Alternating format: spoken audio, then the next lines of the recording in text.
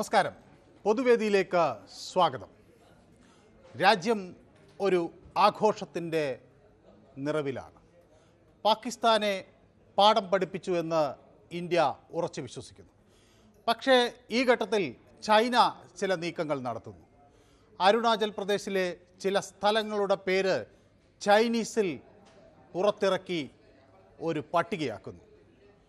ഈ നീക്കത്തെ ഇന്ത്യ ശക്തമായ രീതിയിൽ തന്നെ ചെറുക്കുന്നുണ്ട്.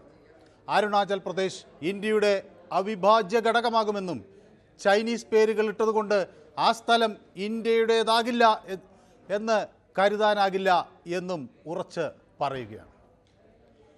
ആ ചൈനീസ് നീക്കം നമ്മൾ എത്ര ഗൗരവത്തോടു കൂടി കാണണം എന്നാണ് പൊതുവേദി ഇന്ന് ചർച്ച ചെയ്യുന്നത്. എല്ലാവർക്കും പൊതുവേദിയിലേക്ക് സ്വാഗതം.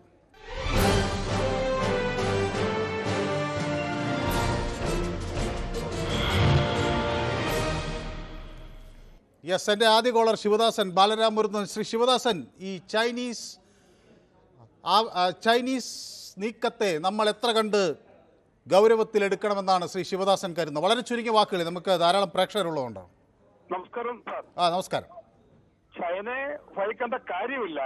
പക്ഷെ ഒരു കാര്യം വിചാരിക്കേണ്ടത്, ഇപ്പൊ ചൈന ആണ് ഞാൻ പാകിസ്ഥാൻ ഇളക്കി വിട്ടുള്ള വ്യക്തമാണല്ലോ. കാരണം കറാച്ചി എന്നുള്ള ഒരു നഗരം 9 വർഷം കൊണ്ട് അവർ കുറെ ബിൽഡിംഗ് അവിടെ പണിയുന്നുണ്ട് കറാച്ചിയിൽ. ആ ചേർക്കുന്നത് ചൈനീസ് കമ്പനിയാണ്. പടുകൂറ്റൻ ബിൽഡിങ്ങിനാണ്. അതെല്ലാം തകർക്കപ്പെട്ടു. അപ്പൊ അതിന്റെ ദേശം അവർക്കുണ്ട്. അതുകൊണ്ട് അവർ പല പോലും കാണിക്കും. പക്ഷെ വേറെ നമ്മൾ മനസ്സിലാക്കേണ്ട കാര്യം സാറേ, ഇവിടെ പാവപ്പെട്ട പുതിയ തലമുറ കുഞ്ഞുങ്ങൾ ജനിച്ച മുതൽ 30, 5, 10, 6 മാസം ജനിച്ചു വരുന്ന കുഞ്ഞുങ്ങൾ ഇഷ്ടംപോലെ ഉണ്ട്, നമ്മൾ ഉൾപ്പെടെ. ഇതെല്ലാം നിർത്തിവെച്ചിട്ട് പരസ്പരം യുദ്ധങ്ങൾ പൊട്ടിച്ച് പടക്കം പൊട്ടിച്ച് ജനങ്ങളെ കൊന്ന് കുറെ ആളിനെയും കൊന്നൊടുക്കി, മിലിറ്ററി കൊന്നൊടുക്കി.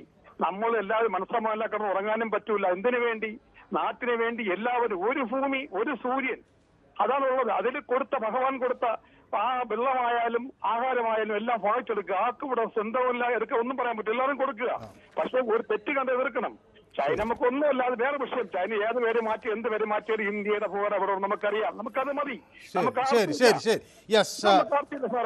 വ്യക്തമാണ് താങ്കളുടെ അഭിപ്രായം. മുഹമ്മദ് മഞ്ചേരി കൂടി എന്നോടൊപ്പം ചേരുന്നു. ശ്രീ മുഹമ്മദ് മഞ്ചേരി, ചൈന ഒരു ഘട്ടത്തിൽ ഇന്ത്യയുമായി യുദ്ധം ചെയ്തതാണ്. ഇന്ത്യയുടെ കുറേ പ്രദേശങ്ങൾ പിടിച്ചെടുത്തതാണ്. പിന്നീട് ചിലതൊക്കെ വിട്ടു നൽകി. ഇപ്പോഴും ചില പ്രദേശങ്ങൾ ഇന്ത്യയുടേത് ചൈനീസ് നിയന്ത്രണത്തിലാണ്. അരുണാചൽ പ്രദേശ് ചൈനയുടെ ഭാഗമാണെന്ന വലിയ വാദവും ഉന്നയിച്ചുകൊണ്ട് തുടരെ വരികയാണ്. അരുണാചൽ പ്രദേശ് ഇന്ത്യയുടെ അവിഭാജ്യ ഘടകമാണെന്ന് നമ്മൾ ആവർത്തിച്ച് പ്രഖ്യാപിക്കുകയാണ്.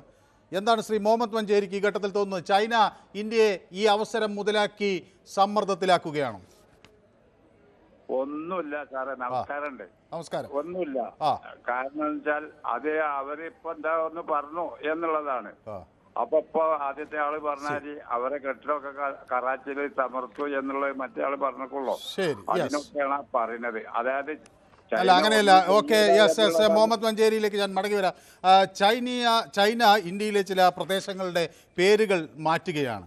ആ പ്രദേശങ്ങളുടെ പേര് മാറ്റാനുള്ള ശ്രമം പൂർണ്ണമായും ഇന്ത്യ നിരാകരിക്കുകയാണ്. അയൽരാജ്യമായ ടിബറ്റിൻ്റെ തെക്കു ഭാഗമാണ് അരുണാചൽ പ്രദേശ് എന്നാണ് ചൈന അവകാശപ്പെടുന്നത്. ചില സ്ഥലങ്ങൾ ബീജിംഗ് ചൈനീസ് പേരുകൾ ആണ് നൽകുന്നത്. അതിൽ ന്യൂഡൽഹിയുടെ പ്രതികരണം വളരെ ശക്തമാണ്. ഇന്ത്യൻ സംസ്ഥാനമായ അരുണാചൽ പ്രദേശിലെ സ്ഥലങ്ങൾക്ക് പേരിടാനുള്ള ചൈനീസ് ശ്രമങ്ങൾ ഇന്ത്യ വളരെ ഗൗരവത്തിലെടുക്കുന്നു. അത് ആ നിലപാടിനെ ശക്തമായി അതിനെ എതിർക്കുകയും ചെയ്യുന്നു. കഴിഞ്ഞ ഏപ്രിലിൽ അരുണാചൽ പ്രദേശിലെ 30 സ്ഥലങ്ങളിൽ സ്റ്റാൻഡേർഡ് പേരുകൾ അവിടെ ചൈന പ്രഖ്യാപിച്ചിരുന്നു. അന്ന് അതിനെതിരെ നമ്മൾ ശക്തമായി രംഗത്തെത്തിയതാണ്. 15 സ്ഥലങ്ങളിൽ ഒരു പട്ടിക 2001 പുറത്തിറക്കിയിരുന്നു. അങ്ങനെ പല ഘട്ടങ്ങളിൽ 11 സ്ഥലങ്ങളുടെ ഒരു പേര് മാറ്റി ഒരു പട്ടിക കഴിഞ്ഞ വർഷം പുറത്തിറക്കുകയും ചെയ്തിരുന്നു. കുഞ്ഞുമോൻ, ഈ ചൈനീസ് അതിക്രമത്തെ നമ്മൾ ഭയക്കേണ്ടതുണ്ടോ? ശ്രീ കുഞ്ഞുമോൻ, കേൾക്കാം. ചൈനയുടെ പ്രലോഭനങ്ങൾക്കൊന്നും ഇന്ത്യയെ സംബന്ധിച്ചോളം യാതൊരുവിധ തരത്തിലുള്ള പേടിയില്ല. ചൈന ആയുധശേഖരം ഉണ്ടായിരുന്ന കാലഘട്ടത്തിൽ ആയുധമില്ലാഞ്ഞ ഒരു ജനതയായി, ഒരു രാജ്യമായി നിന്നിക്കുന്ന സമയത്തും ചൈന നമ്മളെ ആക്രമിച്ചിട്ടുള്ളതാണ്. അന്ന് ചൈനയുടെ മുമ്പിൽ നമ്മൾ അന്ന് പിടിച്ചു നിന്ന ഒരു രാഷ്ട്രം എന്ന നിലയിൽ ഇന്ന് ചൈനയെ ഭയപ്പെടുന്ന യാതൊരുവിധ തരത്തിലും അങ്ങനെ ചിന്താഗതിക്കൊന്നും ഭാരതത്തെ സംബന്ധിച്ചോളം ഇല്ല. പക്ഷെ ചൈന ഒരു വലിയ സൈനിക ശക്തിയാണ്. പാകിസ്ഥാനെ പോലെയല്ല എന്ന് നമുക്കറിയാം. ചൈനയ്ക്ക് വെടിക്കോപ്പുകളുടെ കാര്യത്തിൽ ഇന്ത്യയേക്കാൾ ഒരുപക്ഷെ ശേഷി ഉണ്ടാകാം. ആണവ ആയുധങ്ങളുടെ കാര്യത്തിൽ ചൈന ഒരു ശക്തിയാണ്. അപ്പോൾ ഈ ഘട്ടത്തിൽ ഇന്ത്യ എന്ത് നിലപാടെടുക്കണം എന്നാണ് കരുതേണ്ടത്? ചൈനയുടെ കയ്യിലുള്ള ആയുധങ്ങളുടെ വില പരിശോധിക്കപ്പെടേണ്ടത് ഈ നമ്മളുമായിട്ട്, അത് ഇന്ത്യ അല്ലാതെ വേറൊരു രാഷ്ട്രമായിട്ട് ഇന്ന് വരെ ചൈന ഇത്തരത്തിലുള്ള യുദ്ധ മുഖത്തേക്ക് വന്നിട്ടില്ലല്ലോ. അതുകൊണ്ടാണ് അവരുടെ കയ്യിലുള്ള ആയുധം നമുക്ക് നേരെ ഉപയോഗിക്കാൻ അവർക്ക് ഇച്ചിരി ഭയമുണ്ട്. ഇപ്പൊ നമ്മൾ പാകിസ്ഥാനുമായിട്ടുള്ളൊരു സംഭവം ഉപയോഗിച്ചപ്പോൾ പല ചൈനീസ് ആയുധങ്ങളുടെ നിലവാരം നമ്മൾ കണ്ടതാണ്. പല മിസൈലുകളും പൊടിഞ്ഞ് താഴെ വീഴുന്നു. PL-15 നമ്മുടെ പ്രതിരോധ സംവിധാനങ്ങളിൽ തട്ടി താഴെ വീണ് തെറിക്കുന്നത് നമ്മൾ കണ്ടതാണ്. അപ്പോൾ അങ്ങനെ ഭയക്കാനില്ല എന്നാണ് താങ്കളുടെ അഭിപ്രായം. ഓക്കെ, യെസ്, വ്യക്തമാണ്. താങ്കളുടെ അഭിപ്രായം വ്യക്തമാണ്. ഇലിയാസ് എന്നോടൊപ്പം ചേരുന്നത് എറണാകുളത്ത് നിന്നാണ്. ഇലിയാസ്, നമുക്കിന്ന് ധാരാളം പ്രേക്ഷകരുള്ളതുകൊണ്ടാണ് വളരെ ചുരുങ്ങിയ വാക്കുകളിൽ. യെസ്, സുബ്രഹ്മണ്യൻ. നമസ്കാരം. ശ്രീ സുബ്രഹ്മണ്യൻ, ഈ ചൈന ഒരു ഘട്ടത്തിൽ ഇന്ത്യ ആക്രമിച്ചു. അന്ന് നമ്മുടെ ഇവിടുത്തെ കമ്മ്യൂണിസ്റ്റ് നേതാക്കളെയൊക്കെ ചൈനീസ് ചാരന്മാരെന്ന് മുദ്രകുത്തി ജയിലിൽ അടയ്ക്കുന്ന ഒരു സംഭവമൊക്കെ ഉണ്ടായിരുന്നു. അതിൽ എനിക്ക് തോന്നുന്നത് നമ്മുടെ ഹർകിഷൻ സിംഗ്, സുർജിത് തൊട്ട് നിരവധി പേരുണ്ടായിരുന്നു. നമ്മുടെ കേരളത്തിലും ചില CPI നേതാക്കളൊക്കെ ഉണ്ടായിരുന്നു. അപ്പോൾ താങ്കൾക്ക് ഇതിനെ എങ്ങനെയാണ് നോക്കിക്കാണുന്നത്, താങ്കൾ ഈ സാഹചര്യത്തെ? ഇന്ത്യ ചൈന ബായ് ബായ് എന്ന് നെഹ്റു പറഞ്ഞിരുന്ന സമയത്താണ് ചൈന നമ്മളെ ആക്രമിച്ച് കുറെ സ്ഥലം കീഴടക്കിയത്. അതെ. പിന്നെ അവരുടെ വിശ്വാസം ഈ അരുണാചൽ പ്രദേശ് അവരുടെ പിതൃക്കളുടെ സ്വത്താണെന്നാണ് അവരുടെ വിചാരം. അതുകൊണ്ടാണ് അവർ സ്വന്തമാക്കാൻ അല്ലെ പേര് മാറ്റാനൊക്കെ ശ്രമിക്കുന്നത്. അല്ല, പക്ഷെ അവിടെ ഒരു വലിയ പ്രശ്നം എന്താണെന്ന് വെച്ചാൽ ചൈനയുടേതെന്നല്ല പറയുന്നത്, ടിബറ്റിന്റെ ഭാഗമാണ് എന്നാണ് പറയുന്നത്. ടിബറ്റ് തന്നെ ചൈനയുടേതല്ല എന്ന് പറഞ്ഞ് അവിടെ റിഷ നടത്തിക്കൊണ്ടിരിക്കുകയാണ്. ടിബറ്റ് ഇപ്പൊ അവരുടെ കയ്യിലാണല്ലോ. അത് കയ്യേറി വെച്ചിരിക്കുകയാണ് അധിനിവേശം. അതെ. അപ്പൊ എന്തായാലും അവരെ വിശ്വസിക്കാൻ പറ്റില്ല. നമുക്ക് ശ്രദ്ധിച്ചിരിക്കേണ്ട ആവശ്യമാണ്. അവർക്ക് അവരുടെ ആയുധങ്ങളൊക്കെ വളരെ ഇപ്പൊ കണ്ടത് വിശ്വസിക്കേണ്ട. അവർക്ക് നല്ല കഴിവുള്ള ആൾക്കാർ തന്നെയാണ്. അത് നമ്മൾ വളരെ ശ്രദ്ധിച്ചിരിക്കണം. യെസ്, വ്യക്തമാണ് താങ്കളുടെ അഭിപ്രായം. മിശ്രി എന്നോടൊപ്പം ചേർന്നിരിക്കുന്നു. ഹായ് എന്ന് പറയുന്നു. യെസ്, മിശ്രിക്ക് എൻ്റെ ഹായ്. ശ്രുതി ലക്ഷ്മിയും എനിക്ക് ഹായ് എന്ന് പറയുന്നുണ്ട്. ശ്രുതി ലക്ഷ്മിക്ക് ഹായ്. ഓക്കെ, എൻ്റെ കോട്ടിനെ അനുമോദിക്കുന്നു ഗോളാന്തരം. Okay, thank you. ഷിജു മേലെടുത്ത് നമസ്കാരം മനു എന്ന് പറയുന്നത് നമ്മുടെ സ്ഥിരം പ്രേക്ഷകനാണ്. ഷിജുവിന് എൻ്റെ നമസ്കാരങ്ങൾ. ഹരി ചിങ്കാപുരം, ഉടൻ ചൈനയെ പിണക്കാൻ ഭാരതം മുതിരില്ല എന്ന ധൈര്യമാണ് ഈ നീക്കത്തിന് കാരണം എന്ന് കരുതേണ്ടതുണ്ട്. ചൈനയുമായി തർക്കങ്ങൾ സംസാരിച്ച് തീർക്കുന്നതാണ് നല്ലത് എന്ന് പറയുന്നത്. അത് ഇത്തരം ഒരു സമ്മർദ്ദം പാകിസ്ഥാനുമായി നിലനിൽക്കുമ്പോൾ ഒരുപക്ഷെ ചൈനയുമായി കൂടി ഒരു ഏറ്റുമുട്ടലിന് രാജ്യം തയ്യാറാകില്ല എന്ന ഒരു ധാരണ ഉണ്ടാക്കി അത് മുതലെടുക്കാനുള്ളൊരു ശ്രമമാണ് നടക്കുന്നത് എന്നാണ് ഞാൻ വിചാരിക്കുന്നത്. ഓക്കെ, അത് ശരി. ഷാജി ഭാസ്കർ നമുക്കൊപ്പം ചേർന്നിട്ടുണ്ട്. ഷാജി ഹായ്. ഷാജി നമ്മുടെ സ്ഥിരം പ്രേക്ഷകനാണ്. ഓക്കെ, ഇപ്പോഴത്തെ പ്രധാനമന്ത്രിയുടെ കാലത്ത് ചൈന കുറച്ച് സ്ഥലം കയറിയിട്ടില്ല, അതെല്ലാം തിരിച്ചു പിടിക്കണ്ടേ എന്നാണ് പറയുന്നത്. പാകിസ്ഥാനെ വളർത്തിയത് അമേരിക്ക ഇപ്പോൾ അവർക്ക് വിനിയായി എന്ന് പറയുന്നു. ചൈനയെ സെബാസ്റ്റ്യൻ ചെറുമേൽ എന്നോടൊപ്പം ചേർന്നുണ്ട്. ചൈനയെ നമ്മൾ ജനസംഖ്യയിലേക്കും തോൽപ്പിക്കുമെന്നാണ് പറയുന്നത്. ഓക്കെ, ക്രിക്കറ്റിലും തോൽപ്പിക്കും എന്നാണ് പറയുന്നത്. ക്രിക്കറ്റിലും ജനസംഖ്യയിലും തോൽപ്പിക്കും. ഓക്കെ, അതല്ല, ഈ അങ്ങനെ മൊത്തത്തിൽ കരുതാൻ വരട്ടെ. നമുക്ക് നമ്മുടേതായ ചില കരുത്തുകൾ അന്താരാഷ്ട്ര സമൂഹത്തിനിടയിലുണ്ട്. അതെങ്ങനെ പ്രയോജനപ്പെടുത്തും എന്ന് നമുക്ക് നോക്കിക്കാണാം. ഫാത്തിമ നമ്മുടെ സ്ഥിരം പ്രേക്ഷകനാണ്. ഫാത്തിമ ഷമീർ എന്നോട് ഹായ് എന്ന് പറയുന്നു. വിനോദ് പൊതുവാളും നമുക്കൊപ്പം ചേർന്നിട്ടുണ്ട്. നമ്മുടെ ശ്രീ പ്രസന്നൻ മാളയിൽ നിന്നാണ്. ശ്രീ പ്രസന്നൻ, നമസ്കാരം സാർ. ഈ സാഹചര്യത്തെ മുതലെടുക്കാൻ ഒരു ചൈനീസ് ഇടപെടൽ ഉണ്ടാകും എന്ന് ഈ രാജ്യം ഭയക്കേണ്ടതുണ്ടോ? തീർച്ചയായിട്ടും നമ്മൾ വളരെ കരുതലെടുക്കേണ്ട വിഷയം തന്നെയാണിത്. എന്തായാലും അത് കൂടുതൽ അവധാനതയോടുകൂടി കൈകാര്യം ചെയ്യുന്ന ഒരു സമയമാണ്, സാഹചര്യമാണ് ഉണ്ടായത്. നമ്മൾ പാകിസ്ഥാൻ അല്ല ചൈന എന്ന് നമ്മൾ മനസ്സിലാക്കണം. പിന്നെ ഈ റഷ്യയുടെ ഒരു നിലപാടും ഈ കാര്യത്തിലൊക്കെ സഹായവും ഒക്കെ ഇതിൽ വരും. പിന്നെ മറ്റ് വിദേശ രാജ്യങ്ങൾ ഈ പറഞ്ഞ മാതിരി അമേരിക്ക ആയാലും മറ്റുള്ള ജപ്പാനൊക്കെ ആയാലും ജപ്പാനൊക്കെ ആയിട്ട് ഇത്തിരി ഉറച്ചു നിൽക്കുന്ന ഒരു രാജ്യമാണ് ചൈന. അപ്പൊ അത് നമ്മള് കൂടുതൽ അവധാനതയോടുകൂടിയ പാകിസ്ഥാൻ അല്ല ചൈന എന്ന് നമ്മളുടെ നേതാക്കന്മാർക്കും സേനാ തലവന്മാർക്കും ഒക്കെ അറിയാം. അപ്പൊ അതിന്റെ പേരിൽ അവര് വേണ്ടത്ര മുൻകരുതൽ എടുക്കും എന്നുള്ള ഒരു ശുഭാപ്തി വിശ്വാസമാണ് എനിക്കുള്ളത്. വ്യക്തമാണ് താങ്കളുടെ അഭിപ്രായം. മോർ ബങ്കേഴ്സ് ബോർഡറിൽ വേണം എന്ന ആവശ്യം ഇപ്പോൾ ഉന്നയിക്കുകയാണ് മേജർ ജനറൽ അതുൽ കൗഷിക്. അദ്ദേഹം പറയുന്നത് നമുക്ക് കുറെ കൂടി ബങ്കറുകൾ അതിർത്തികളിൽ സജ്ജമാക്കണം. ഇപ്പോൾ ബങ്കറുകളുടെ ഒരു ആവശ്യം നമുക്ക് വന്നിരിക്കുകയാണ്. കാരണം അതിർത്തിയിൽ ഒരു ഏതെങ്കിലും തരത്തിലുള്ള ആക്രമണം ഉണ്ടായാൽ പെട്ടെന്ന് അവിടുത്തെ സാധാരണക്കാരെ നമുക്ക് സുരക്ഷിതമായ ഒരു താവളത്തേക്ക് കൊണ്ടുപോകണം. ഒരുപക്ഷെ നമ്മൾ അങ്ങനെ ഒരു വലിയ യുദ്ധമുണ്ടാകില്ല എന്ന ധാരണയിൽ ഇനി മുന്നോട്ട് പോയിട്ട് കാര്യമില്ല. കൂടുതൽ ബങ്കറുകൾ അവിടെ ഉണ്ട്, അത് കുറേ കൂടി അതിൻ്റെ എണ്ണം വർദ്ധിപ്പിക്കണം എന്ന് പറയുന്നു.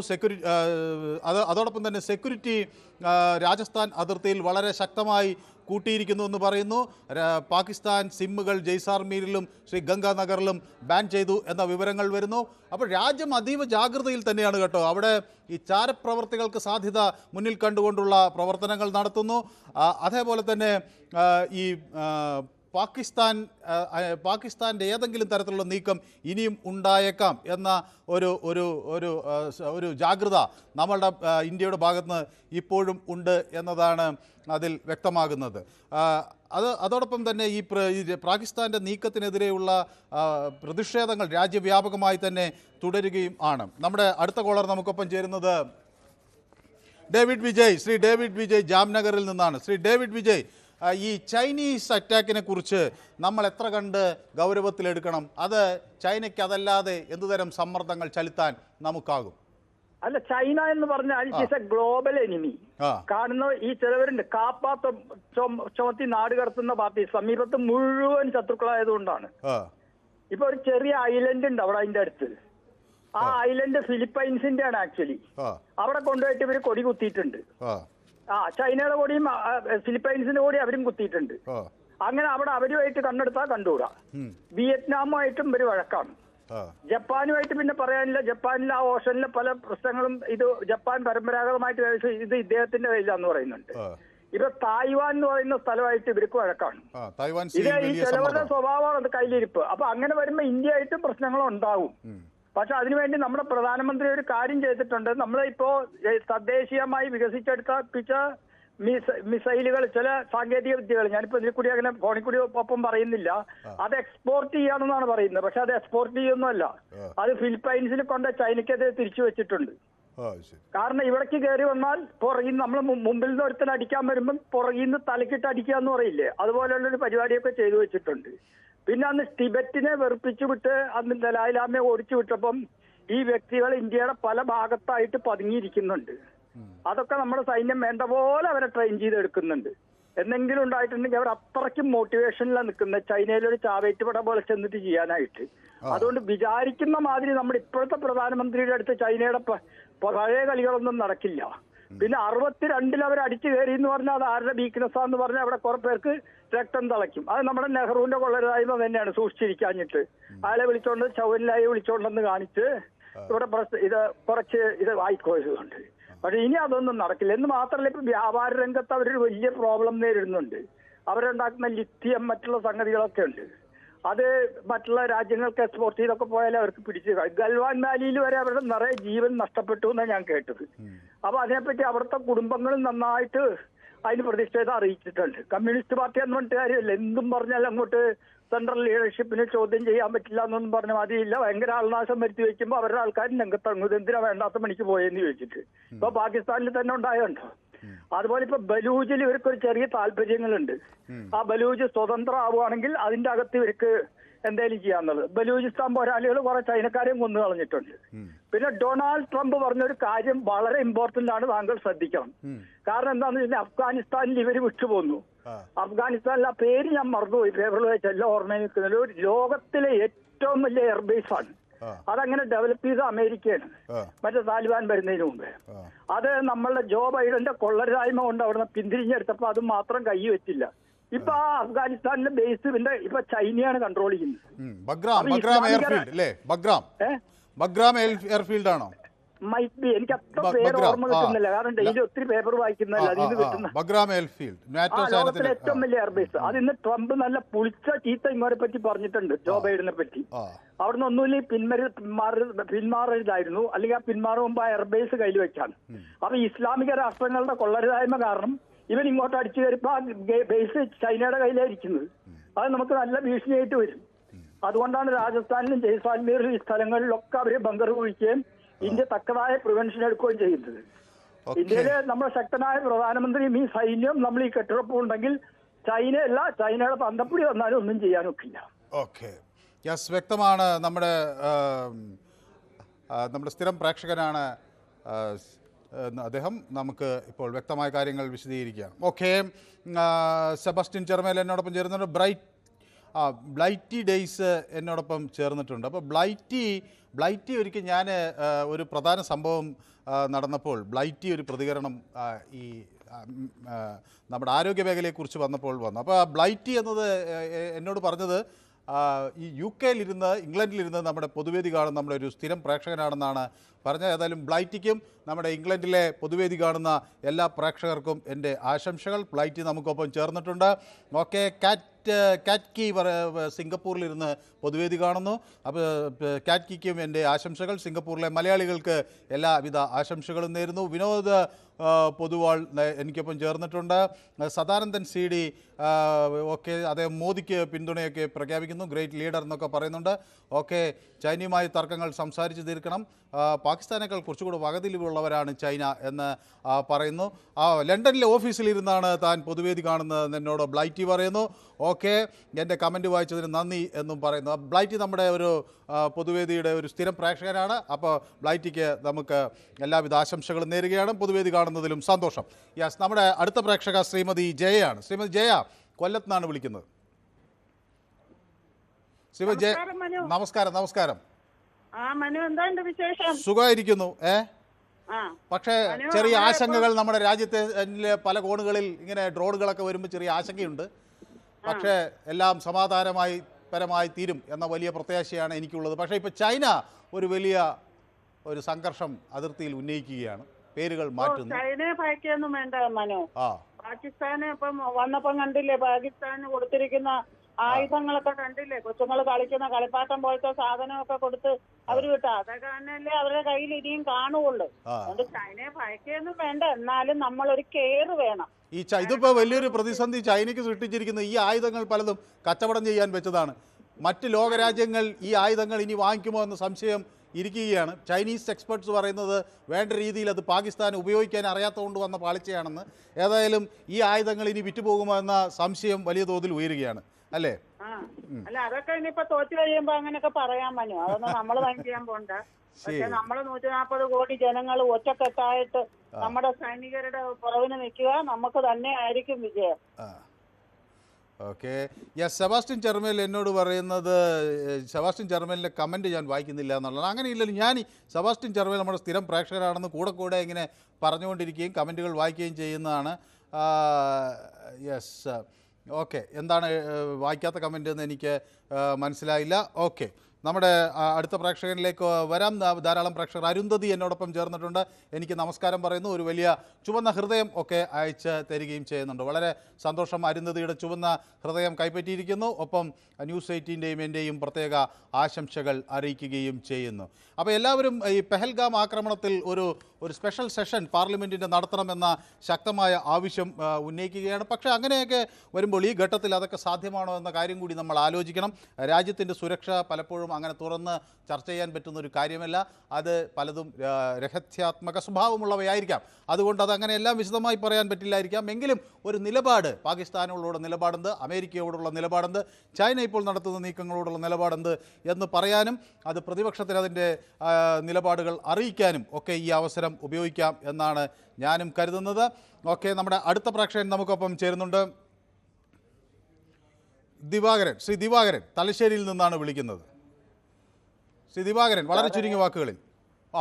സാറേ, അത് പിന്നെ ഈ കൊറോണ വൈറസ് ശാപം പിടിച്ച രാജ്യം, അത് നാശം വിതക്കുന്ന രാജ്യം. കൊറോണ വൈറസ് ലോകം മുഴുവനും പിന്നെ സ്പ്രെഡ് ചെയ്ത രാജ്യമായിട്ട്, പിന്നെ അതുകൂടാണ്ട് കട്ടാക്കല്ല സാറേ,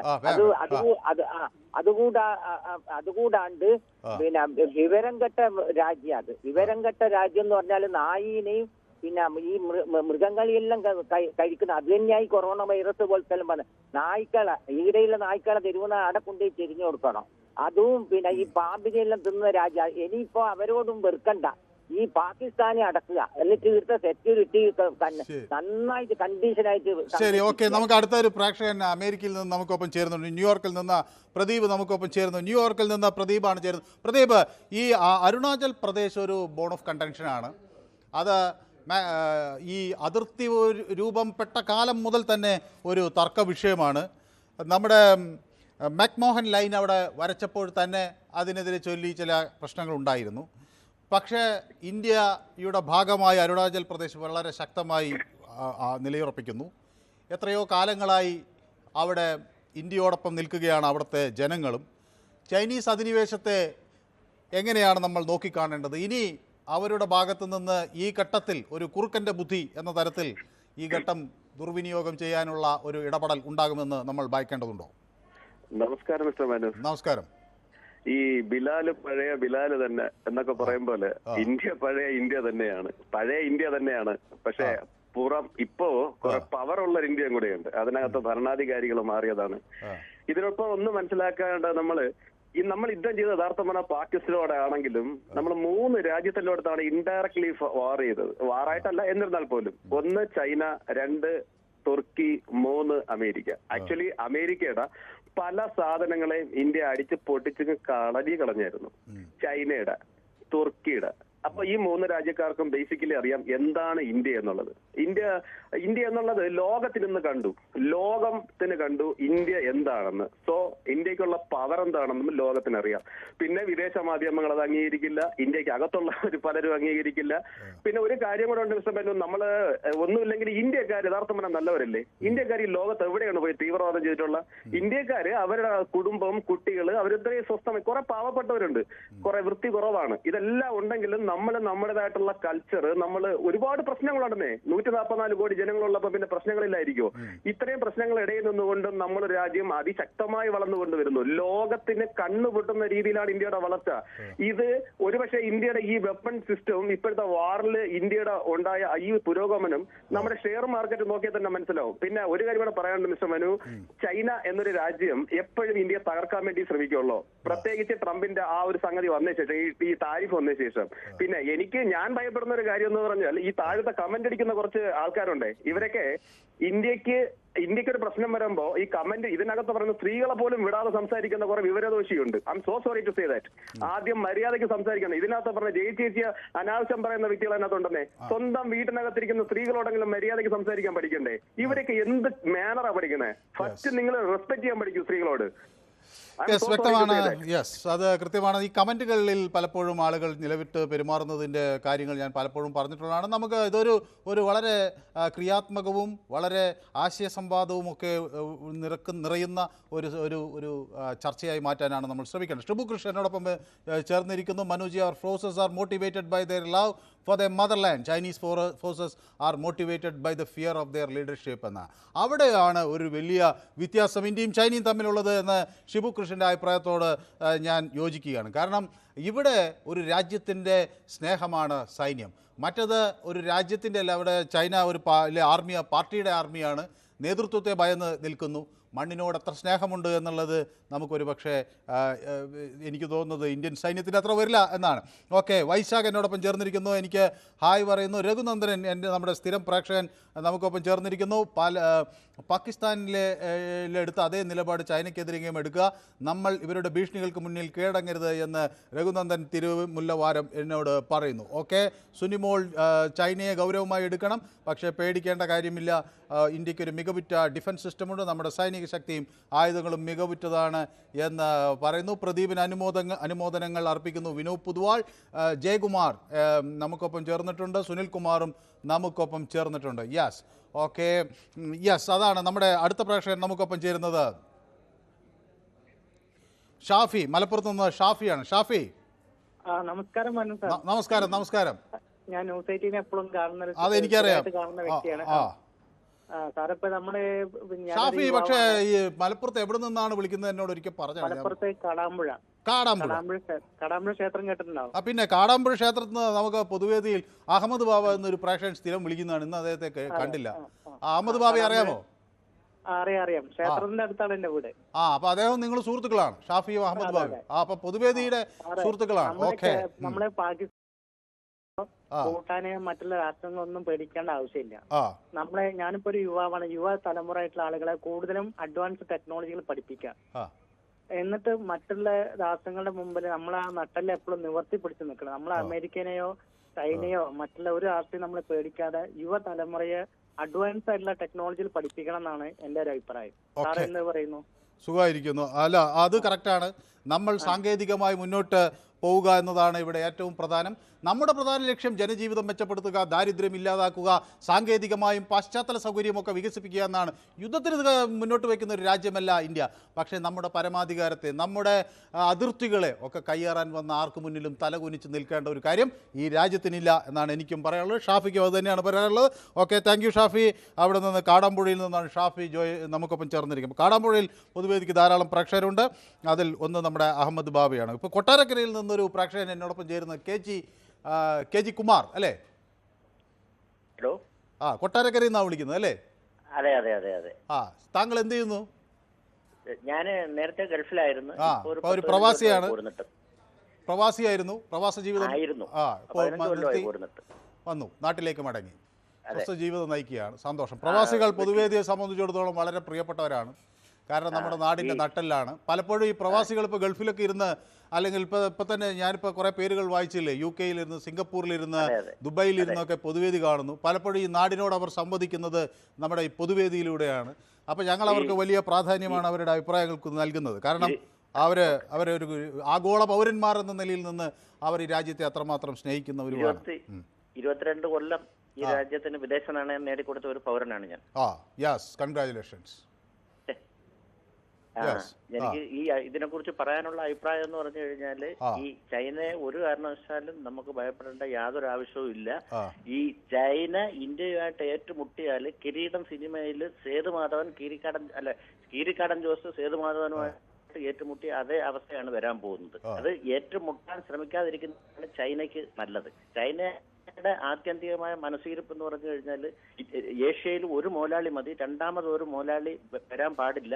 അങ്ങനെ ഉണ്ടാവുകയാണെങ്കിൽ അതിനെ മുമ്പേ, ഒരു മുഴ മുമ്പേ അതിനെ തകർക്കുക എന്നുള്ള ഒരു ലക്ഷ്യത്തോടു കൂടിയാണ് ശിഖണ്ഡിയെ മുമ്പിൽ നിർത്തിയിട്ട് ചെയ്യുന്ന അതേ പണിയാണ് ഈ പാകിസ്ഥാനെ മുമ്പിൽ നിർത്തിയിട്ട് ചൈന ചെയ്യുന്നത്. നമ്മൾ നേരിടേണ്ടി വന്നാൽ തീർച്ചയായിട്ടും നേരിടണം. നേരിട്ട് കഴിഞ്ഞാൽ ഇതേ അവസ്ഥയാണ് ഈ ചൈനയ്ക്ക് വരാൻ പോകുന്നത്. ഒരു കാരണവശാലും പിന്മാറേണ്ട യാതൊരു കാര്യവും ഇല്ല. യെസ്, വ്യക്തമാണ്.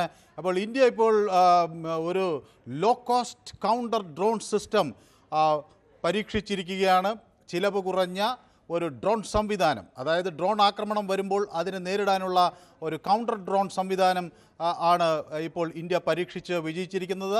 ഭാർഗവ വസ്ത്ര എന്ന പേരിൽ ആണ് ഈ കൗണ്ടർ ഡ്രോൺസ് സംവിധാനം വികസിപ്പിച്ചെടുത്തിരിക്കുന്നത്. അത് ഇന്ന് ടെസ്റ്റ് നടത്തി.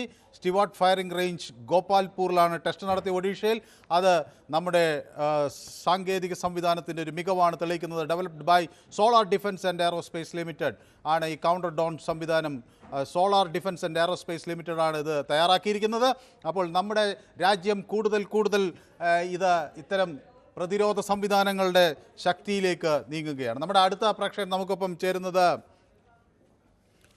കൃഷ്ണൻകുട്ടി. ശ്രീ കൃഷ്ണൻകുട്ടി മണിമലയിൽ നിന്നാണ് വിളിക്കുന്നത്. ശ്രീ കൃഷ്ണൻകുട്ടി, ഈ ചൈനീസ് തർക്കം നമ്മൾ പലപ്പോഴും കണ്ടിട്ടുള്ളതാണ്.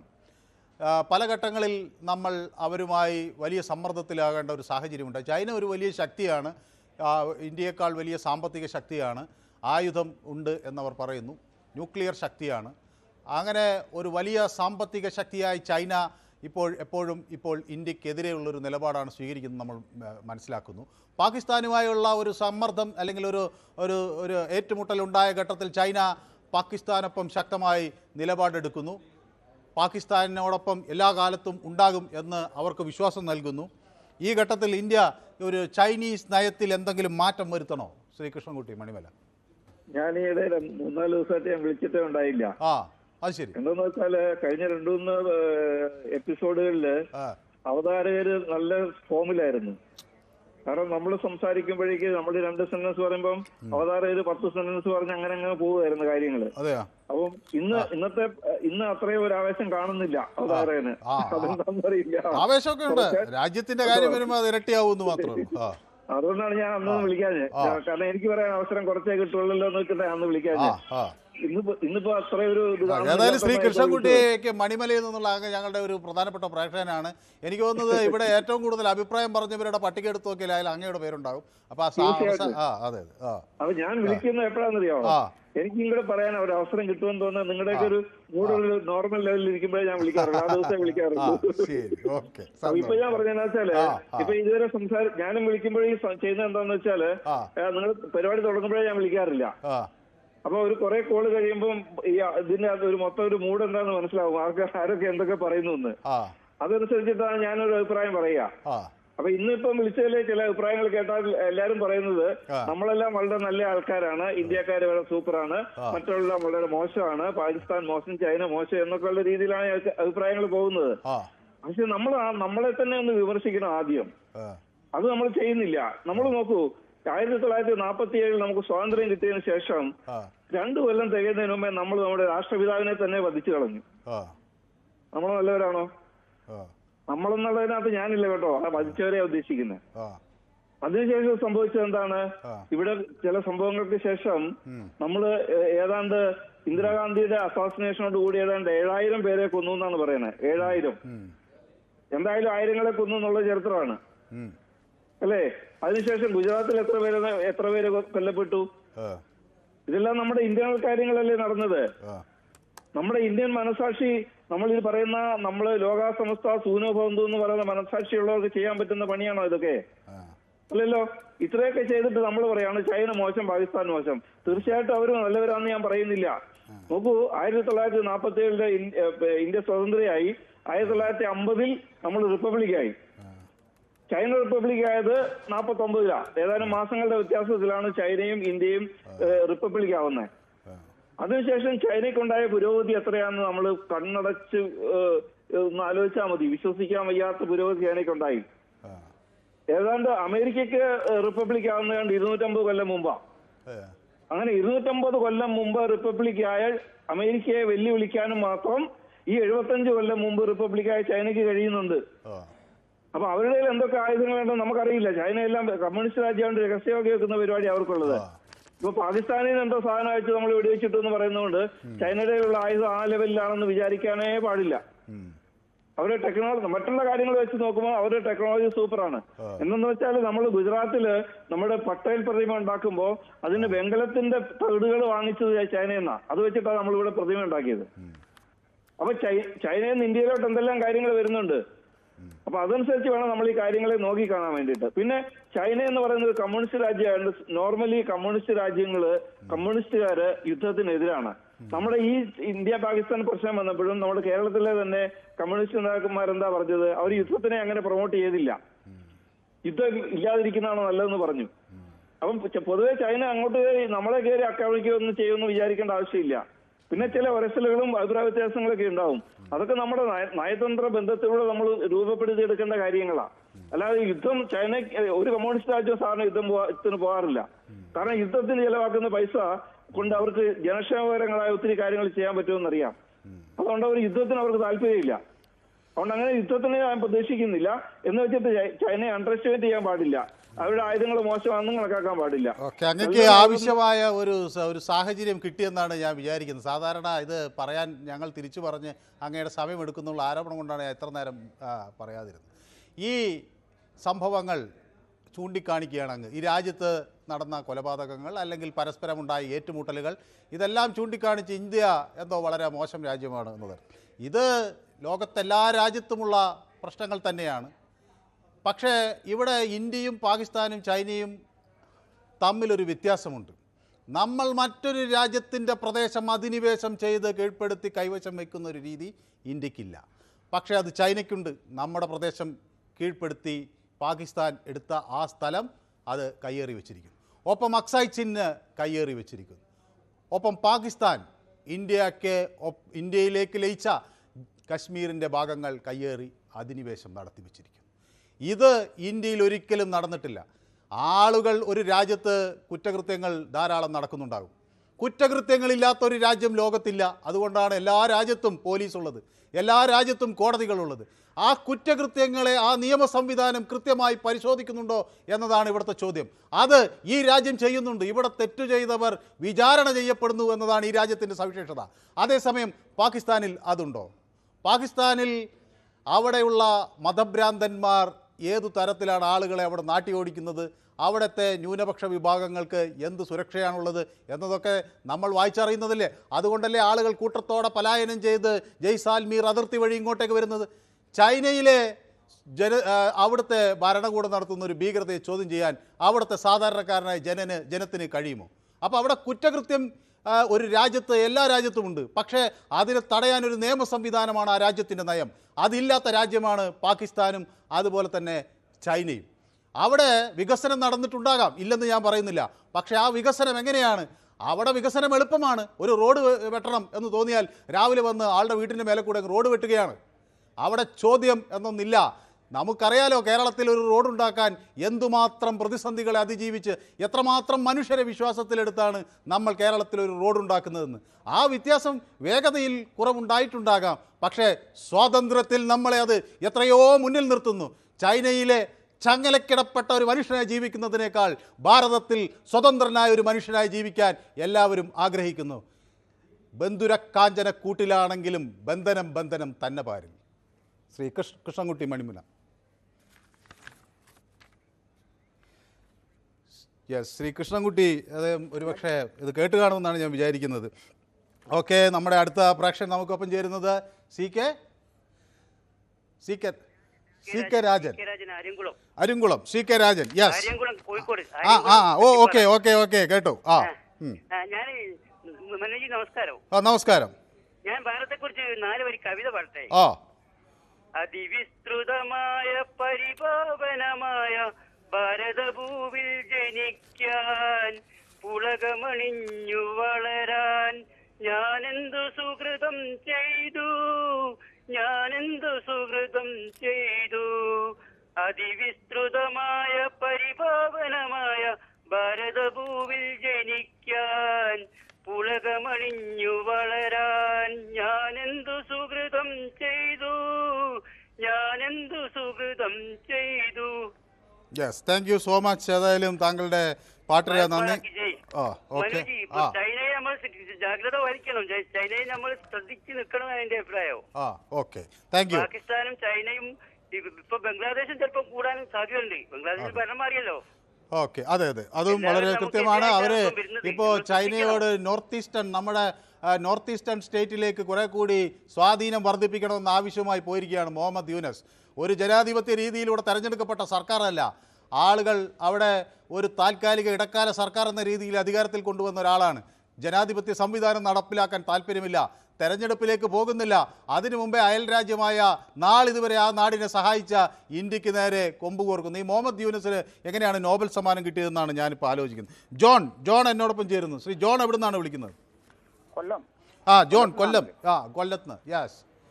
ശ്രീ ജോണിന് എന്ത് തോന്നുന്നു? നമ്മുടെ ഈ രാഷ്ട്രീയ സാഹചര്യത്തിൽ നമ്മുടെ പല പ്രദേശങ്ങളും ചൈനയുടെ കയ്യിലാണ്. നമുക്ക് അറിയാം, ആ പ്രശ്നങ്ങൾ പരിഹരിക്കാനായി നമ്മൾ ചില ചർച്ചകൾ പല ഘട്ടത്തിൽ നടത്തുന്നു. എന്നാൽ ഈ അക്സൈ ചിൻ പോലുള്ള പ്രദേശങ്ങൾ ഇപ്പോഴും ചൈന അധിനിവേശപ്പെടുത്തി കൈവശം വെച്ചിരിക്കുകയാണ്. അവരവിടെ നിന്ന് പിന്മാറേണ്ടതാണ്. പക്ഷേ അരുണാചൽ പ്രദേശിലേക്ക് കണ്ണും നട്ട് ഇപ്പോൾ വീണ്ടും വരികയാണ്. എന്താണ് താങ്കൾക്ക് തോന്നുന്നത്? നമസ്കാരം മനു ഭരത്. നമസ്കാരം. ആദ്യമായി പൊതുവേദിക്ക് ആശംസകൾ അർപ്പിക്കുന്നു. അതുപോലെ നമ്മുടെ സൈന്യത്തിനും ഇന്ത്യൻ ഭരണകൂടത്തിനും ആശംസകൾ അർപ്പിക്കുന്നു. നമുക്ക് ഈ വിഷയത്തിൽ പറയാനുള്ളതാണെന്ന് വെച്ചാൽ, ലോകത്തിലെ ഏറ്റവും ചതിയന്മാരും വഞ്ചകന്മാരുമായിട്ടുള്ള രാജ്യം ചൈനയാണെന്ന് നമുക്ക് നിസ്സംശയം പറയാം. കാരണം പലപ്പോഴും അവര് ലോകത്തിന്റെ പല ഭാഗത്തും അവരുടേതായ അവകാശം പറയാറുണ്ട്. തൈവാൻ, തായ്ലാന്റ്, അങ്ങനെ പല രാജ്യങ്ങളും അവരുടേതാണെന്ന് അവർ പറയുന്നത്. നേപ്പാൾ പോലും അതിന്റെ പകുതി പ്രദേശം അവരുടേതാണെന്ന് പറയുന്നത്. അതുപോലെ നമ്മളെ ഇന്ത്യയുടെ പല പ്രദേശങ്ങളും പിടിച്ചു വെച്ചിട്ട് അവിടെ ഒരു സാമ്രാജ്യത്വ ശക്തിയുടെ മറ്റൊരു മുഖമായാണ് ഇപ്പോ ആധുനിക കാലത്ത് വരുന്നത്. ചൈന അങ്ങനെയാണ് ചെയ്യുന്നത്. കാരണം അവിടെ ഉത്തരവാദിത്തപ്പെട്ട ജനങ്ങളുടെ ഒരു ഭരണമല്ലല്ലോ നടക്കുന്നത്. അവിടെ കുറെ സ്വച്ഛാധിപതികളുടെ നടമാണ്. Yes, okay. എനിക്ക് സമയം വളരെ കുറവായതുകൊണ്ടാണ് എനിക്കൊരു ഇടവേള അനിവാര്യമാണ്. ഏതായാലും നമ്മുടെ ഭാരതത്തിൻ്റെ ഭാഗമായ അക്സായ് ചിൻ ചൈനീസ് പ്രദേശമായി അവിടെ അവർ കടന്നുകയറ്റം നടത്തുന്നു. ഒപ്പം നമ്മുടെ ഭാഗമായിരുന്ന സാക്ഷ്ഗാം, അവിടെ സാക്ഷസ്ഗാമിൽ ചൈനീസ് ഇപ്പോൾ അവരുടെ നിയന്ത്രണത്തിലേക്ക് ആക്കിയിരിക്കുന്നു. അത് പാകിസ്ഥാനാണ് ആദ്യം തട്ടിയെടുത്തത്, പിന്നീട് അത് ചൈനയ്ക്ക് കൈമാറുകയും പാകിസ്ഥാൻ ചെയ്തു. അപ്പോൾ ഇതൊക്കെ ഒരു പ്രശ്നപരിഹാരത്തിൻ്റെ ചർച്ചകളിൽ വരേണ്ട ഘടകങ്ങൾ തന്നെയാണ്. ചൈന ഇപ്പോഴും ഇന്ത്യയുടെ പല ഭാഗങ്ങളും അവരുടേതാണെന്ന തരത്തിൽ പേരൊക്കെ വെച്ച് ആ രീതിയിലേക്ക് മാറ്റാനുള്ള ശ്രമം നടത്തും. ഞാനൊരു ചെറിയ ഇടവേള എടുത്ത് പെട്ടെന്ന് മടങ്ങി വരാം. Short break. യെസ്, പൊതുവേദി തുടരുകയാണ്. ഇപ്പോൾ മുസ്ലിം രാഷ്ട്രീയ മഞ്ച് അവിടെ ഭാരത് യാത്ര നടത്തുന്നു. ലാൽ ചൗക്കിൽ, ശ്രീനഗറിൽ നമ്മുടെ ഓപ്പറേഷൻ സിന്ദൂർ വിജയിച്ചതിൻ്റെ ഒരു സന്തോഷത്തിൽ അവിടെ ആളുകൾ ലാൽ ചൗക്കിൽ യാത്ര നടത്തുന്നു, അവിടെ പ്രകടനങ്ങൾ നടത്തുന്നു. അതിൻ്റെ സന്തോഷകരമായ ദൃശ്യങ്ങളൊക്കെ വരുന്നുണ്ട്. ഞാൻ അതിലേക്ക് വരാം. നമ്മുടെ മോഹൻദാസ് ആലത്തൂർ നമുക്കൊപ്പം ചേരുന്നു. ശ്രീ മോഹൻദാസ് ആലത്തൂരിൽ നിന്നാണ് വിളിക്കുന്നത്. ശ്രീ മോഹൻദാസ്, അശ്നി വൈഷവ് ഇപ്പോൾ ഒരു പ്രതികരണം നടത്തിയിരിക്കുന്നു. ഇന്ത്യയുടെ ഒരു ആത്മാഭിമാനത്തിൻ്റെ ഒരു ഉദാഹരണമായിരുന്നു ഓപ്പറേഷൻ സിന്ദൂർ. നമ്മുടെ സൈനിക ശക്തിയുടെ, നമ്മുടെ രാഷ്ട്രീയ നേതൃത്വത്തിൻ്റെ കരുത്ത് വ്യക്തമാക്കുന്ന ഓപ്പറേഷൻ സിന്ദൂറിനെക്കുറിച്ച് വാചാലനാവുകയാണ് കേന്ദ്രമന്ത്രി അശ്വിനി വൈഷ്ണവ്. ഇനി നമുക്ക് ചൈനയെ കൂടി സമാനമായ രീതിയിൽ നേരിടേണ്ട ഒരു സാഹചര്യം ഉണ്ടാകുമെന്ന ആശങ്ക നമുക്ക് വേണം. ചെറിയ ഒന്ന് രണ്ട് കാര്യങ്ങൾ പറയാം, എനിക്ക് സമയം തരണം. പിന്നെ അല്ല, ഞാൻ നമ്മുടെ പൊതുവേദി ഇപ്പൊ കാണുമ്പോൾ നമ്മൾ സാധാരണ വെറുതെ വർത്താനം പറയാ തന്നിട്ടില്ല, അങ്ങനെ അതല്ല. ഇതൊരു നല്ലൊരു അധ്യാപകന്റെ ക്ലാസ് അറ്റൻഡ് ചെയ്യുന്ന ഒരു ഗുണമാണ് ഇതിൽ കിട്ടുന്നത്. രണ്ട് ആങ്കേഴ്സും രണ്ടാളെയും പറയുന്നു, രണ്ടുപേരും. അത് മാത്രമല്ല, ഇതിൽ പങ്കെടുക്കുന്ന പലരും എത്ര ഇൻഫർമേറ്റീവ് ആയിട്ട് സംസാരിക്കുന്നതെന്നറിയാം. നമുക്കൊന്നും ഈ ഓപ്പണിംഗ് നടത്താൻ സാധിക്കില്ല, ആ തരത്തില് ആയിപ്പോണ്ട്. പിന്നെ നമ്മുടെ ബാലകൃഷ്ണൻ വടകരയും മറ്റേ ദീപുവിനും മിസ് ചെയ്യുന്നുണ്ട്. അവർ രണ്ടുപേരും കാണാനില്ല അല്ലേ? ബാലകൃഷ്ണൻ വടകര മാങ്ങ ഇതുമായി ബന്ധപ്പെട്ട ചില കച്ചവടങ്ങളൊക്കെ നടത്തുന്നയാളാണെന്ന് ഒരിക്കലും എന്നോട് പറഞ്ഞിട്ടുണ്ട്. അപ്പോൾ ഒരു മാങ്ങയുടെയൊക്കെ ഒരു സീസണാണോ, അദ്ദേഹം തിരക്കിലായിരിക്കും എന്നാണ് ഞാൻ വിചാരിക്കുന്നത്. ഏതായാലും പൊതുവേദി എവിടെ ഇരുന്നെങ്കിലും കാണുന്നുണ്ടാവുമെന്ന് ഞാൻ വിചാരിക്കുന്നു. ചിലപ്പോൾ വിളിക്കാൻ സമയം കിട്ടാത്തതുകൊണ്ടായിരിക്കാം. അതെ, നന്നായിട്ട് സംസാരിക്കുന്നവരാണ് അവർ, നന്നായിട്ട്. അതാണ് ഞാൻ ഒരു വിദ്യാർത്ഥിയെ പോലെ കേൾക്കുന്നതൊക്കെ കേട്ടോ സത്യത്തില്. പിന്നെ വേറൊരു കാര്യം കൂടി പറയാനുണ്ട്. ഈ ചൈന എന്ന് പറയുന്നത് നമ്മൾ അണ്ടർസ്റ്റിമേറ്റ് ചെയ്യേണ്ട കാര്യമില്ല. ഈ പാകിസ്ഥാനിൽ എപ്പോഴും ഈ തീവ്രവാദികളൊക്കെ ഏറ്റുവിടുന്നത് അവർ നുഴഞ്ഞുകയറ്റക്കാരെ വരും. ഈ നമ്മുടെ നാട്ടുരാജാക്കന്മാരുണ്ടായിരുന്നില്ല മുമ്പത്തെ, അവര് DNA ആണ് ചൈനയ്ക്കുള്ളത്. നമ്മുടെ പൊട്ടൻഷ്യലില് കണ്ണാണ് അവർക്കുള്ളത്. അതാണ് അവരുടെ സംഭവം. പിന്നെ ഞാനിപ്പോ സംഗീതം പഠിച്ച ഒരാളാണ്. അപ്പൊ ഇവിടുത്തെ പാട്ടുകൾ കേൾക്കുമ്പോൾ ഞാൻ എന്റെ സംഗീതം നിർത്തി. കാരണം സ്വരം നന്നാവുമ്പോൾ പാട്ട് നിർത്തണം. നന്ദി. Okay, thank U. ഏതായാലും ചില പ്രധാന വിവരങ്ങൾ പുറത്തു വരുന്നത് ഈ തുർക്കിയിലേക്കും അതുപോലെ അസർബൈജാനിലേക്കുമൊക്കെ ഉള്ള യാത്രക്കാർ, ഇന്ത്യൻ യാത്രക്കാർ അവരുടെ വിസ ഒക്കെ ക്യാൻസൽ ചെയ്യുകയാണ്, അവരുടെ സന്ദർശനം റദ്ദ് ചെയ്യുകയാണ്. കാരണം അതൊരു രാജ്യസ്നേഹത്തിൻ്റെ കൂടെ ചിഹ്നമാണ്. ഇന്ത്യൻ ടൂറിസ്റ്റുകളെ വലുതായി ആശ്രയിക്കുന്ന ഈ പ്രദേശങ്ങളിലേക്ക് ഇനി പോകേണ്ടതില്ല എന്ന നിലപാടാണ്. ഒരിക്കൽ മാൽദ്വീപിന് ഈ അടി ഇന്ത്യ നൽകിയതാണ്. അത് എല്ലായ്പ്പോഴും തോക്കുകൾ തന്നെ വേണമെന്നില്ല കൃത്യമായി മറുപടി പറയാൻ. മാൽദ്വീപിനോട് നമ്മളെടുത്തൊരു സമീപനം ഇനി അങ്ങോട്ടേക്ക് ഞങ്ങളില്ല എന്ന് പറയുമ്പോൾ ടൂറിസത്തെ വലിയ തോതിൽ ആശ്രയിക്കുന്ന മാലദ്വീപിന് അത് ഒരു വലിയ തിരിച്ചടിയായി.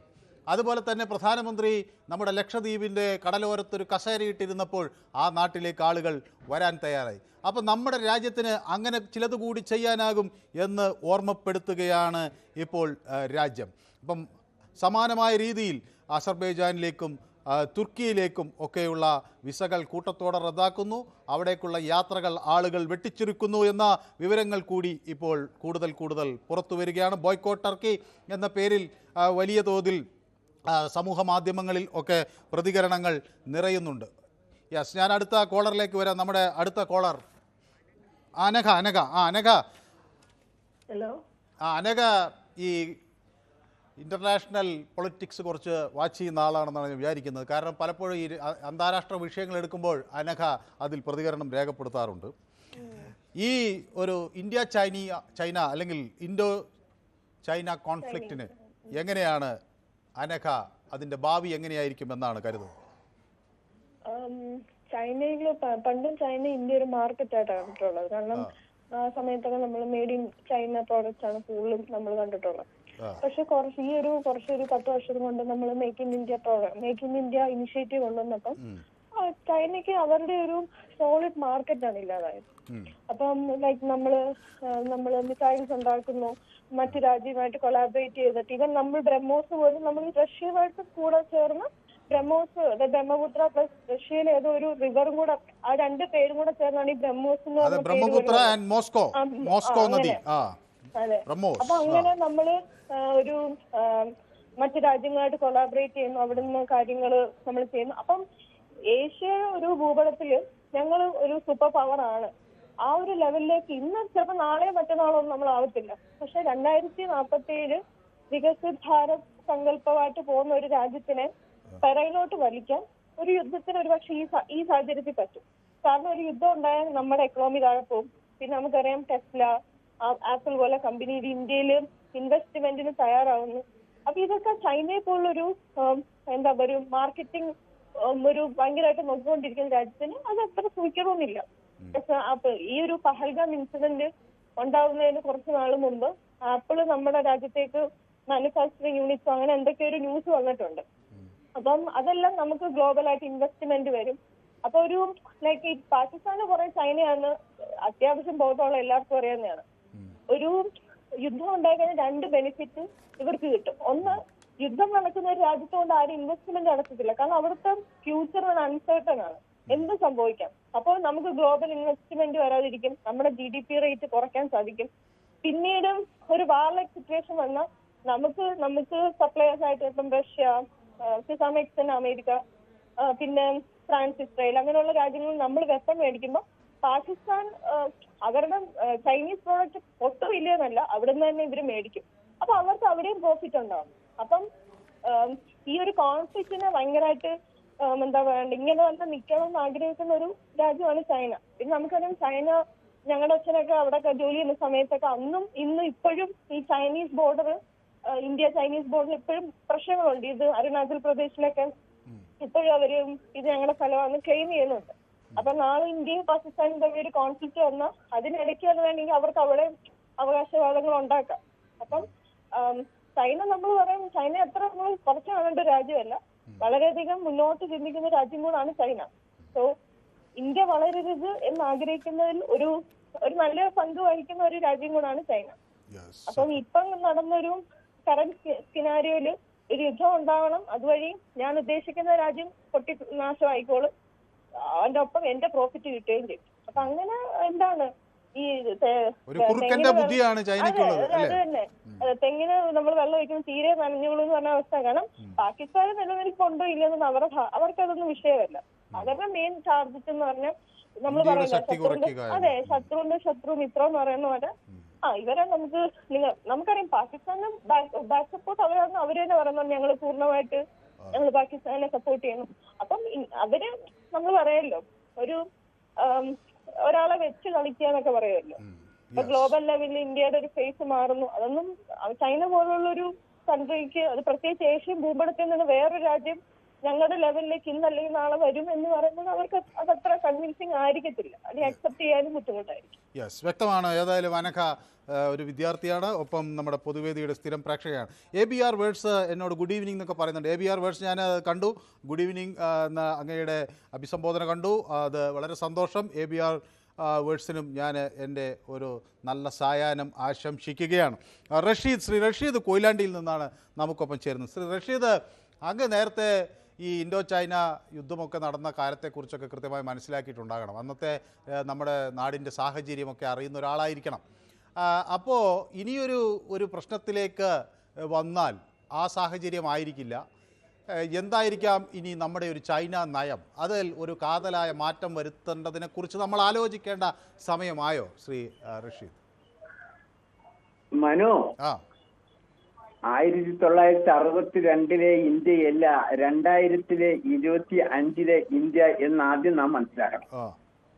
1962 നമ്മൾ യുദ്ധമുഖത്തേക്ക് വരുമ്പോൾ നമുക്ക് സ്വാതന്ത്ര്യം കിട്ടിയിട്ട് 15 കൊല്ലമേ ആയിട്ടുള്ളൂ. സാമ്രാജ്യത്വ ശക്തികൾ ഇന്ത്യയെ എല്ലാ മുച്ചൂടും ഊറ്റിക്കുറിച്ച് ഒരു അസ്ഥികൂടമായ ഒരു രാജ്യത്തെ ബെൻഡ് ചെയ്യാനുള്ള ഇതിലായിരുന്നു പണ്ഡിറ്റ് ജവഹർലാൽ നെഹ്റു. അദ്ദേഹം അതിന്റെ ശ്രമഫലമായി നടത്തിക്കൊണ്ടിരിക്കുന്ന പഞ്ചവത്സര പദ്ധതികളൊക്കെ നമുക്കറിയാലോ. അതിനിടയിലാണ് ചൈന നമ്മുടെ ഇടയിൽ കയറി അറ്റാക്ക് ചെയ്തത്. ആ സമയത്ത് അവർ നമ്മുടെ സ്ഥലം കുറച്ച് സ്ഥലം പിടിച്ചടക്കുകയാണ് ഉണ്ടായത്.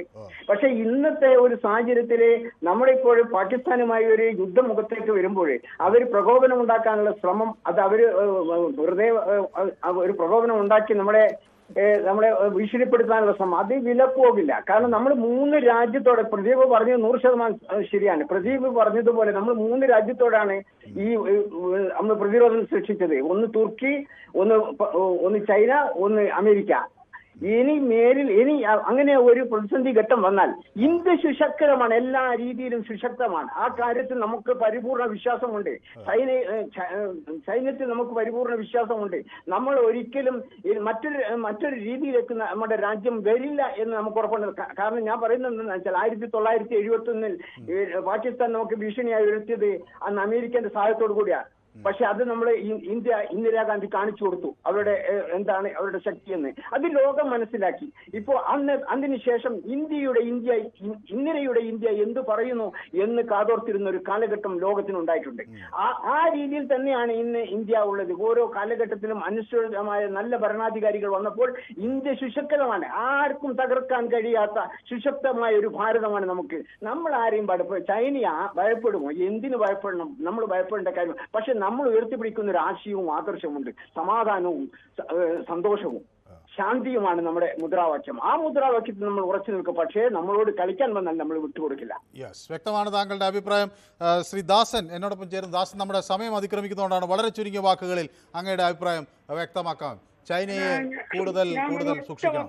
ഞാൻ പറയുന്നത് നമ്മൾ ഓരോ ആൾക്കാരും ഈ പൊതുവേദിയിലേക്ക് വിളിക്കുന്ന ആളുകൾ നമ്മൾ പരമാവധി 1 മിനിറ്റ് അല്ലെങ്കിൽ 1.5 മിനിറ്റ് നമ്മൾ വിളിക്കുന്ന ആൾ തീരുമാനിക്കാം.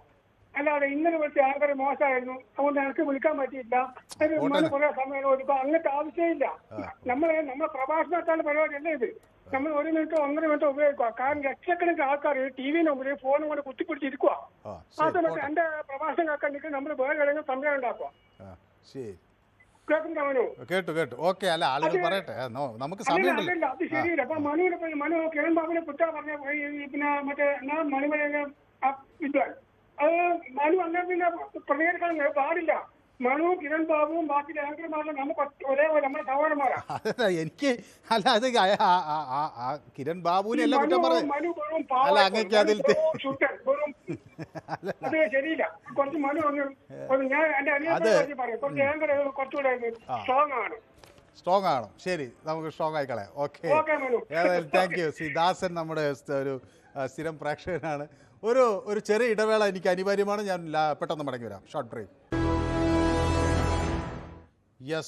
നമ്മുടെ പൊതുവേദി ഈ വിഷയം യൂട്യൂബിലും പ്രേക്ഷകർക്ക് മുന്നിൽ ചർച്ച ചെയ്തിരുന്നു. ചൈനയെ നമ്മൾ ഭയക്കേണ്ടതുണ്ടോ എന്ന ഒരു വലിയ ആശയം, ഇന്ത്യ പാക് സംഘർഷം ചൈന മുതലെടുക്കുന്നുവെന്ന് നമ്മൾ ചോദിക്കുമ്പോൾ അതിൽ 92% ആളുകളും ചൈനയ്ക്ക് അങ്ങനെ ഒരു മുതലെടുക്കാൻ കഴിയില്ല എന്ന നിലപാടാണ് വ്യക്തമാക്കുന്നത്. ഇന്ത്യക്ക് ശക്തമായ നിലപാട് സ്വീകരിക്കാൻ കഴിയും എന്ന് തറപ്പിച്ച് പറയുകയും ചെയ്യുന്നു. ഏതായാലും ഇന്നത്തെ പൊതുവേദി ഇവിടെ സമാപിക്കുകയാണ്. നാളെ മറ്റൊരു വിഷയമായി വീണ്ടും കാണാം. നന്ദി, നമസ്കാരം.